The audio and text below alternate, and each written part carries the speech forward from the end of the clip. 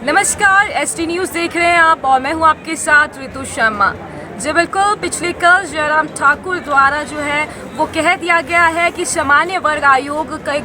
गठन जो है वो हो जाएगा। बात करें हिमाचल प्रदेश में एक मुद्दा जो कि काफ़ी गरमाया हुआ था स्वर्ण आयोग के गठन को लेकर के। काफ़ी समय से स्वर्ण मोर्चा के द्वारा और देवभूमि क्षत्रिय संगठन के द्वारा जो है स्वर्ण आयोग की लगातार मांग की जा रही थी, प्रदर्शन किया जा रहा था, कई बार विधानसभा का घेराव भी किया गया था। हालांकि अगर बात करें पिछले कुछ हफ्तों पहले तो उनके द्वारा एक शव यात्रा भी निकाली गई थी संविधान के लिए। तो यहाँ पे अगर बात करें तो कहीं ना कहीं जो समस्या यहाँ उभर करके आ रही है दलित समाज के लिए, और वो भी अपने जो है पक्ष रखना चाहते हैं। लगातार उनके द्वारा भी पक्ष जो है सरकार के पास रखा जाता है, लेकिन लगातार उनको नज़रअंदाज किया जा रहा है। इन्हीं सब तमाम जानकारियों के साथ हम इस वक्त मौजूद हैं भीम आर्मी के प्रदेशाध्यक्ष रवि कुमार दलित जी के साथ। सर, सबसे पहले तो बहुत बहुत शुक्रिया हमारे साथ बातचीत करने के लिए। आपका धन्यवाद जी सर, जानेंगे कि जिस तरह से एक स्वर्ण आयोग की गठन की मांग लगातार चली जा रही है, इसमें कहीं ना कहीं आप जो है नाखुश नजर आ रहे हैं, क्या कुछ रीज़न है इसमें? ऐसा है कि स्वर्ण शब्द जो है, ये पहली बात तो ये पूरी तरह से असंवैधानिक है, जिसको लेकर ये कल बड़ी क्लियर हो गया कि कोई किसी तरीके का स्वर्ण आयोग नहीं बनेगा। जो आयोग बनाने की घोषणा हुई है वो है सामान्य वर्ग आयोग। सामान्य वर्ग के साथ जो ये नकल की गई, ये मध्य प्रदेश सरकार की गई, और इसमें दो शब्दों का जो है कटौती की गई, जो एक तो निर्धन और दूसरा कल्याण। क्योंकि वहाँ पर जो ये बना है आयोग, जो बना है वहाँ पर बना है निर्धन और कल्याण के लिए, लेकिन हिमाचल प्रदेश सरकार के मुखिया को ये शर्म महसूस हुई कि कहीं इन शब्दों के साथ कहीं हमारा जो है ऐसा नाता ना जुड़ जाए, जबकि सच्चाई है कि आयोग जो है कल्याण हेतु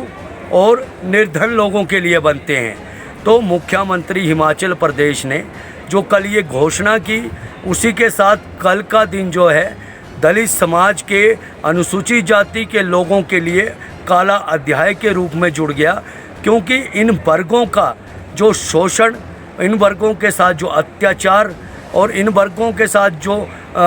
इस तरीके से उनका अनदेखी होती है, उसके ऊपर तो मुख्यमंत्री एक शब्द भी नहीं विधानसभा के अंदर कहते हैं।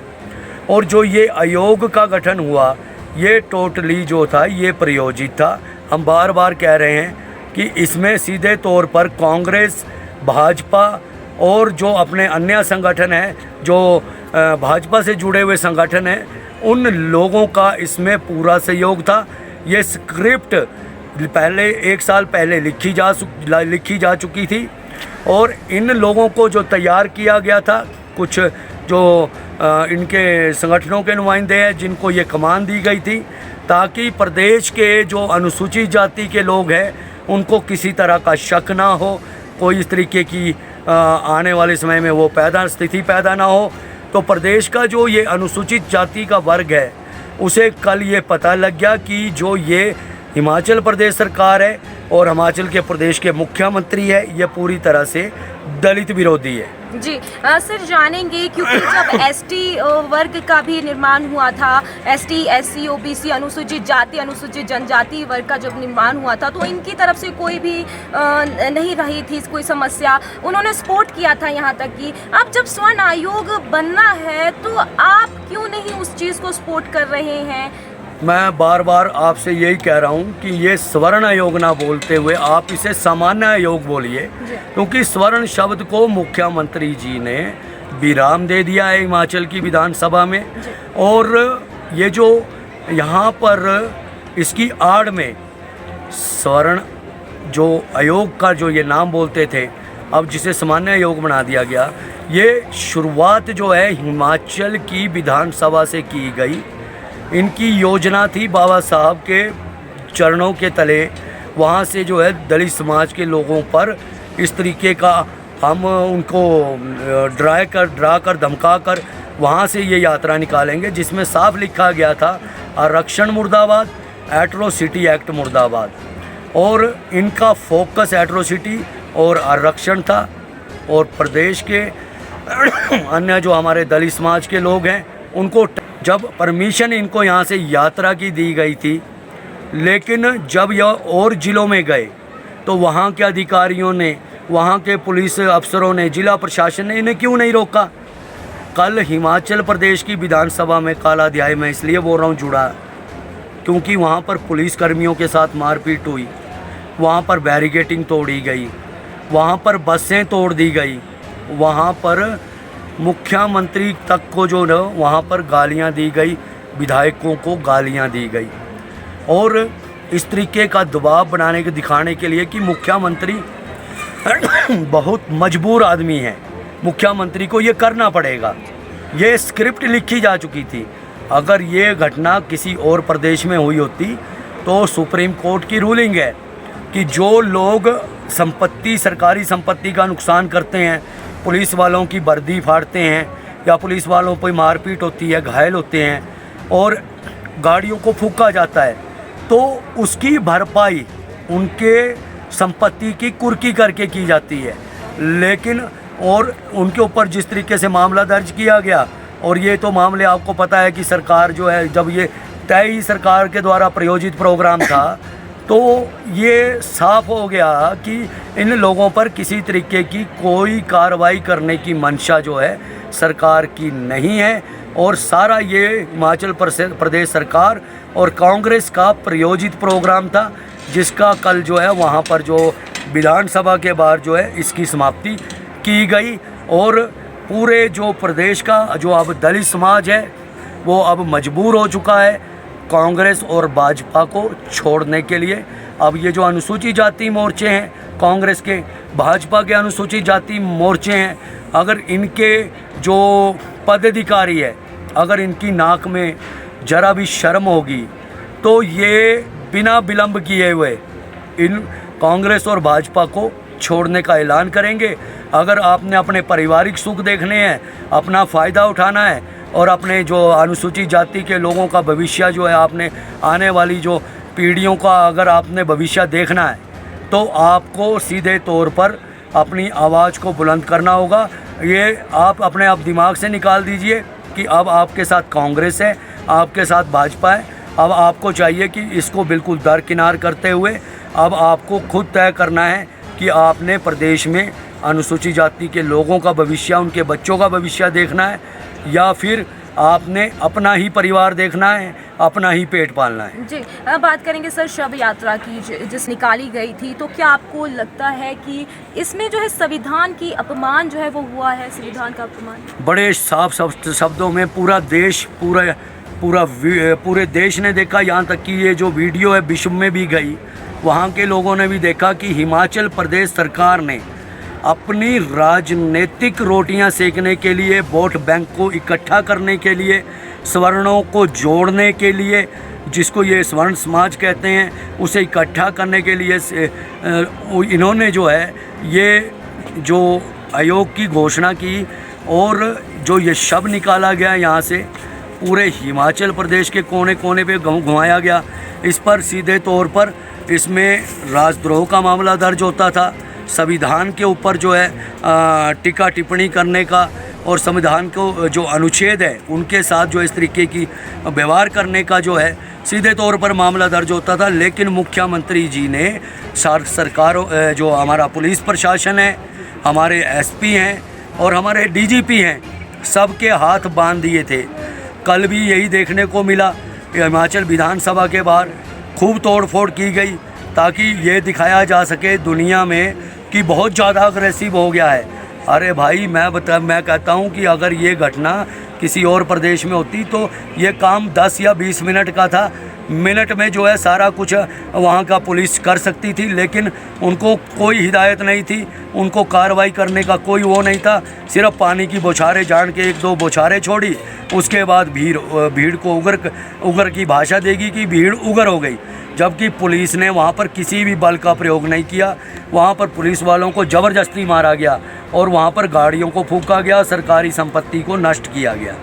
इसके पीछे सीधी सरकारों का जो है पूरा इनको आशीर्वाद प्राप्त था, तब जाकर जो है इस तरीके से प्रदेश के अंदर इस तरीके की घटना घटी। अगर आप ये बताइए कि अब पुरानी पेंशन वैली के लोग हैं, ये सारे संगठित होकर वहाँ पर चले जाएं और 20,000 25,000 की संख्या में विधानसभा के पास पहुँचने की कोशिश करें, 1 मिनट से पहले वहाँ पर लाठीचार्ज हो जाएगा। वहाँ पर अगर कोई और संगठन जाने की कोशिश करे तो उसे घर में ही बंदी बना दिया जाता है। इस तरीके की ये पॉलिसीज़ होती है इनकी सरकारों की और प्रशासन की, लेकिन इन्होंने इन चीज़ों का कोई प्रयोग नहीं किया। सिर्फ़ और सिर्फ हिमाचल प्रदेश की विधानसभा को कलंकित करने का काम किया, और जिसमें खुद प्रदेश के मुख्यमंत्री जो है उसमें जो है शामिल थे, और खुद जो है वहाँ के जो भाजपा के और कांग्रेस के विधायक जो है वो इसमें शामिल थे, और ये इतिहास के पन्नों में जो है कल का दिन काले अध्याय के रूप में लिखा जाएगा। जी, जिस तरह से आपके द्वारा आरोप लगाया जा रहा है प्रदेश सरकार की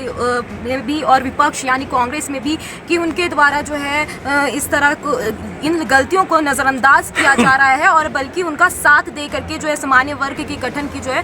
वो मान लिया गया है। सर, जानेंगे कि आरक्षण के तो आप किस तरह से आरक्षण को देखते हैं? जाति के आधार पे आरक्षण होना चाहिए या किस तरह से? क्योंकि बात करें सामान्य वर्ग भी आज के वक्त में निर्धन है और कहीं ना कहीं उनके ऊपर भी अत्याचार हो रहे हैं, तो किस तरह का आरक्षण जो है आपके द्वारा सोचा जा रहा है? आप ये बताइए कि दलितों पर अत्याचार किस आधार पर होता है? जाति आधार पर। उनको गालियां दी जाती है जाति आधार पर। उनको मंदिरों में जाने नहीं दिया जाता जाति आधार पर। खाना पीना हिमाचल प्रदेश में दलितों का जो है वो जब कहीं धाम बैठती है ना, तो एक सूची धाम होती है, एक का मंदिरों के अंदर जो बड़े वहाँ के मंदिर हैं, माने हुए मंदिर है, लेकिन वहाँ पर इन लोगों ने दलितों के प्रवेश पर रोक लगाई हुई है। और उसके बाद जाति आधारित अत्याचार, और उसके बाद हमारे समाज के लोग, वाल्मीकि समाज के लोग जब सफाई व्यवस्था का जिम्मा संभालते हैं, नालियों का साफ़ करने का हैं, गटर की सफाई जब करते हैं ना, तो हमारे आधे से ज़्यादा लोग जो हैं गटरों में अपनी जान गंवा देते हैं। पूरे देश की ये एक बड़ी दुखद घटनाएं होती है ये। उसके बाद हमारे जूता बनाने वाले लोग हैं, और हमारे कुम्हार कम्युनिटी के लोग हैं, और जो हमारे लोहा कूटने वाले लोग हैं, ये सारी जितनी भी है, ये लोग जो हैं इतनी कड़ी मेहनत और इतनी उससे जो है इनकी हालत जो है, इनकी निर्धनता को देखते हुए आरक्षण की व्यवस्था की गई है। अगर ये लोग उससे फ़ायदा ले रहे हैं, ये इतने वो नहीं है, संपन्न लोग नहीं हैं, अगर इनके बच्चे अगर आप पढ़ लिख कर अब क्लास 1 ऑफिसर बन रहे हैं और उस व्यवस्था को बना रहे हैं, तो ये क्यों इन लोगों, उन बच्चों को जो है उनको प्रभावित करने का काम किया जा रहा है? आरक्षण की व्यवस्था यही नहीं है, आरक्षण की व्यवस्था दूसरे वर्गों को भी दी गई। 10% आरक्षण की व्यवस्था दी गई है, वहाँ पर उनको 10% का जातीय कोटा जो है जो वर्गों को उनको दिया गया है। उसके पश्चात इनके लिए ब्राह्मण कल्याण बोर्ड, इनके लिए राजपूत कल्याण बोर्ड, और कई तरह की स्कीमें, BPL की स्कीमें, और जो विडो पेंशन, विडो के लिए जो है कोटे का, तो ये आरक्षण जो है ना, और यहाँ तक कि मैं तो महिलाओं से भी जो है, महिलाओं को भी सलूट करता हूँ कि उनको भी 50% आरक्षण की जो व्यवस्था है वो की गई है। तो ये किस तरीके से, क्यों आरक्षण का विरोध जो है ये ऐसा नहीं है। आरक्षण का जो SC ST OBC समान, जो हमारे जो OBC वर्ग है, इनको सबसे ज़्यादा इनको इस वक्त आरक्षण मिलता है। लेकिन जो ये लोग हैं उस आरक्षण की जो है भर्त्सना कर रहे हैं, उस आरक्षण के खिलाफत कर रहे हैं। वो OBC वर्ग जो है हमारा अभी उठ नहीं रहा है। उन्हें लग रहा है कि ये कोई छोटी सी बात हो रही है, कि ये इसको कोई इस तरीके से नहीं कर सकता। तो मैं ये आपको दावे से कह रहा हूँ कि अगर ये लोग, हमारे लोग सोए रहे और ये लोग इस बात को अभी नहीं समझे, तो जिस तरीके से इन्होंने ये मूवमेंट खड़ी की थी, ये बहुत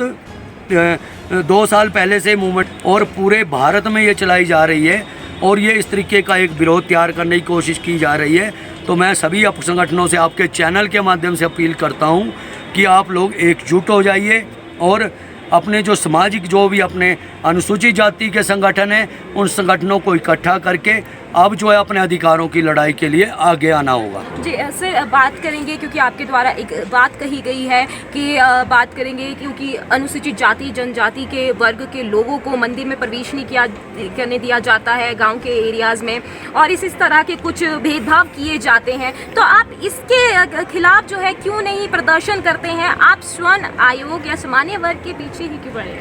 आपको पता है कि जब इसकी शुरुआत हुई तो इन लोगों ने सबसे पहले एट्रोसिटी एक्ट को इसमें शामिल किया, आरक्षण को इसको शामिल किया। सीधी बात है कि इनका मतलब है कि एट्रोसिटी एक्ट को ख़त्म कर दिया जाए, एट्रोसिटी एक्ट को एक किनारे कर दिया जाए और लोगों पर जो है वो अत्याचार जो है अनुसूचित जाति के लोगों को जो प्रोटेक्शन एट्रोसिटी एक्ट देता है उसमें सीधे तौर पर है कि अगर आपके साथ कोई भी घटना घटती है एट्रोसिटी एक्ट के तो उसको 15 दिन के अंदर गिरफ्तारी होती है और तुरंत गिरफ्तारी का भी अब जो है सुप्रीम कोर्ट ने प्रावधान कर दिया है। और जैसे ही कल इस सामान्य वर्ग आयोग की गठन की जो कल वहाँ पर घोषणा की गई हिमाचल प्रदेश के मुख्यमंत्री द्वारा, तो वहाँ पर यहाँ पे एक नीचे चाइना गांव है संजौली से, वहाँ पर वहाँ के कुछ सुनने में आ रहा है कि कुछ एक जो वहाँ का एक लड़का है उसने वहाँ पर एक मारपीट की है, वो बच्ची है कोई, वो जो आईजीएमसी में भी है, आज वहाँ पर आईजीएमसी में है। तो इस तरह की घटनाएं जो है आज की मेरी सामने वो कल की घटना सामने आ गई जैसे ही आयोग गठन की बात हुई, तो ऐसी घटनाएं अब हिमाचल प्रदेश में एकदम बढ़ी है। तो आप सोचो जब ये आयोग का गठन होगा तो इनका मतलब ये रहेगा कि जो दलितों के जो मुद्दे हैं, जो दलितों के आयोग जो हमारे एट्रोसिटी एक्ट के मामले हैं उसको उसमें ले जाकर प्रभावित करने का रहेगा, उसमें ये चर्चा उसमें डालेंगे। तो ये कमीशन की उसकी जो भाषा है उसको लेके जो है इनकी सोच जो है ये मनसा है। अब हमारा जो अगला जो रणनीति है कि हम देखेंगे कि आयोग का क्या प्रारूप ये लोग बनाते हैं, उसमें क्या बाकी दलितों के अधिकारों को ख़त्म करना है या उनके अधिकारों के लिए चर्चा करने के लिए उस आयोग का गठन होता है। अगर जब वो प्रारूप बनकर तैयार होगा तो मैं हिमाचल प्रदेश के सभी दलित संगठनों से अपील करता हूं कि आप तैयारी करिए और उस प्रारूप को देखने के बाद जो है हम आगे की रणनीति जो है आप अभी से शुरू कर दीजिए और फिर उसके बाद हम जो है एक संगठित होकर अब प्रदेश में जो है एक आंदोलन करने की बहुत बड़ी रूपरेखा बनाएंगे। जी, प्रदेश के मुख्यमंत्री जयराम ठाकुर के द्वारा भी कह दिया गया है कि सामान्य वर्ग का गठन जो है वो हो जाएगा। तो इस बीच जो है क्या कुछ, क्योंकि आपने भी हमें बहुत कुछ अवगत करवाया है कि क्या कुछ उसके बाद जो है नुकसान दलितों को में देखने को मिलेंगे, लेकिन अगर बात करें कि क्या आपके द्वारा भी कुछ इस तरह का विधानसभा का घेराव किया जाएगा, क्या कुछ रहेगा आगामी रणनीति, क्योंकि अगली कैबिनेट में जो है स्वर्ण सामान्य वर्ग के गठन की जो है वो हो जाएगा।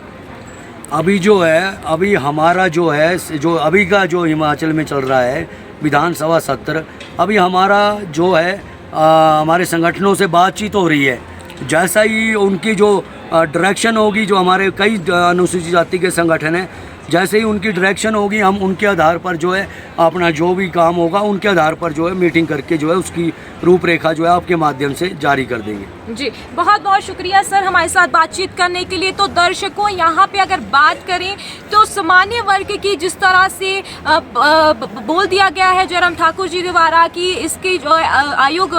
का निर्माण हो जाएगा, तो कहीं ना कहीं इस बनने के बाद क्या कुछ समस्याएं जो है अन्य जाति के लोगों के ऊपर उभर करके आएगी, हमें रवि कुमार दलित जी द्वारा भी अवगत करवा दिया गया है। हालांकि देखना तो यही होगा कि आगामी दिनों में किस तरह से सरकार द्वारा कार्य किया जाता है या इनकी बात को भी अनसुना किया जाता है या सुना जाता है। इन्हीं सब तमाम जानकारियों के साथ बने रहिए ST न्यूज़ के साथ। नमस्कार।